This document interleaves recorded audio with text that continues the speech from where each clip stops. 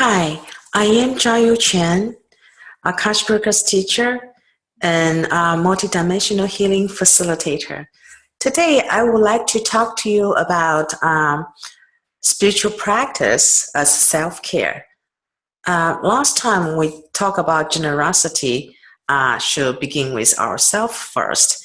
And so today we want to talk about, let's zero in into self-care and particularly our own spiritual practice as self-care.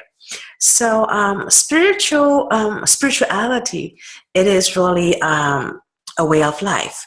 Just like people like to stay active on a physical level, do exercise, that's a way of life. And also some people consciously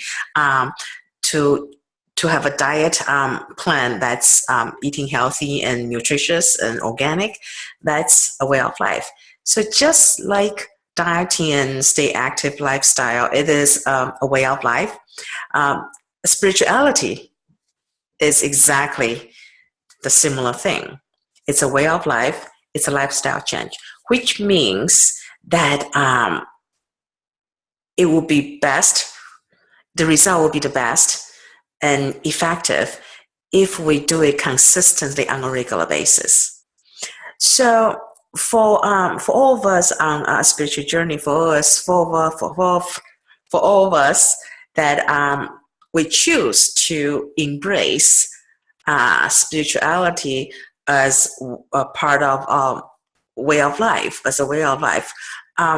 it is important to really recognize or to be reminded our spiritual practice, to do it consistently and on a regular basis is really required, important self-care, so that we can, in the best shape we could ever be, to serve others, our clients, or take care of our family and friends.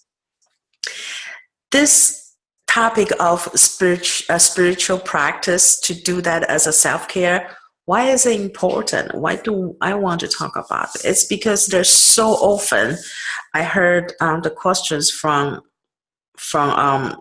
our spiritual or holistic profession field, that there's so often many of us ask the question about how can I have a deeper connection with my inner wisdom, or how can I have a deeper connection with the divine source? That is so commonly, that's what we all want for all of us on spiritual journey, right? But a lot of time, many of us feel like we are not getting there fast enough, or not effective enough. So I just want to bring up to all of our awareness, including me, myself. That is because very often we have such a great capacity of compassion for others. We would have our focus on serving our client and helping and taking care of our family and friends, and then put our own spiritual practice behind all of those. Not consciously, we do that unconsciously. So it's helpful for us to actually bring that to the forefront, so that consciously we will make observation and then make an effort, so that consciously we can plan our days so that we could put our spiritual practice as a top one priority.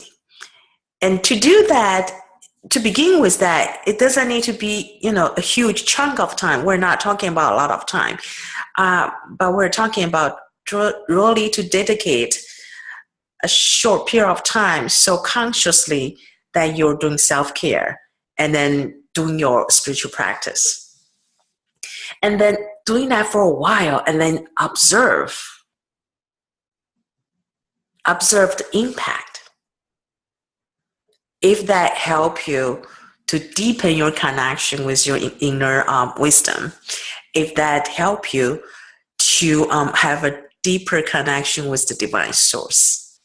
So that is why I want to talk about this topic, and I hope this is helpful to you. Until next time, much love and blessings to you.